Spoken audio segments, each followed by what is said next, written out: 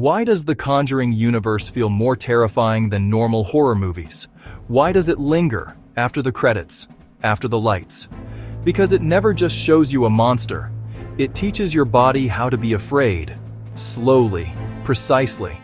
Not noise, not clutter. A system, quiet, cold, surgical, that gets under your skin. Here's how it works. The fear blueprint. It begins with real. Case files, tape reels, names and places you can look up later. Ed and Lorraine Warren. Controversial, compelling, human anchors in a sea of claims. You don't have to believe. You only have to wonder. Could this have happened? Then the bodywork begins. The films slow your breathing before they speed it up. Long, patient shots. Rooms held too still. A clock that waits a beat too long. A creak. A clap. A face you swear wasn't there a second ago. Your brain starts searching the dark for patterns, then supplies them. Darkness isn't absence here. It has weight. It presses on the edges of the frame. Nicotine yellows, like old paper. Rotten greens, wet wood and peeling wallpaper. Blacks that swallow detail. Sound design burrows in. Floorboards murmuring, air barely moving. A music box whines. A memory dragged out of the air, then stops. The silence stretches thin as wire. You start to feel like the house is listening back.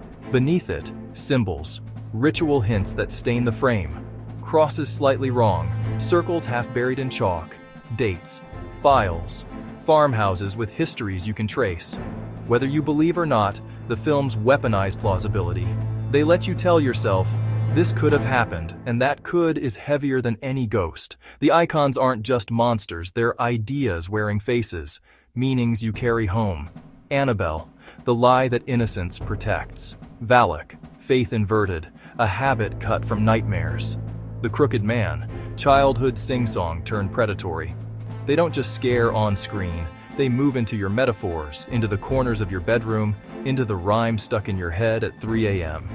Classic craftsmanship holds it together. Dollies, slow push-ins, hard frames that trap you, practical effects your eyes can trust. The camera becomes a guiding hand at your neck, never letting you blink at the wrong moment.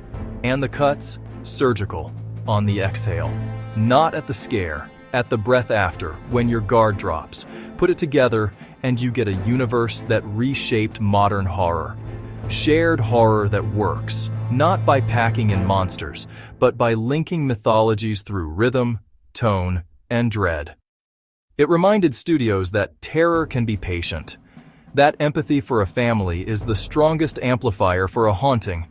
That less isn't just more, less is unavoidable. And that's the final trick. The Conjuring doesn't follow you home with an image, it follows you with a feeling. A door you're sure you closed. A toy that wasn't where you left it. A silence that feels crowded. You turn off the lights. Promise yourself it's just a movie, just a story. But stories are how fear survives. The real horror isn't ghosts. It's what fear does to the mind. It waits in silence, long after the movie ends. And then it remembers your name.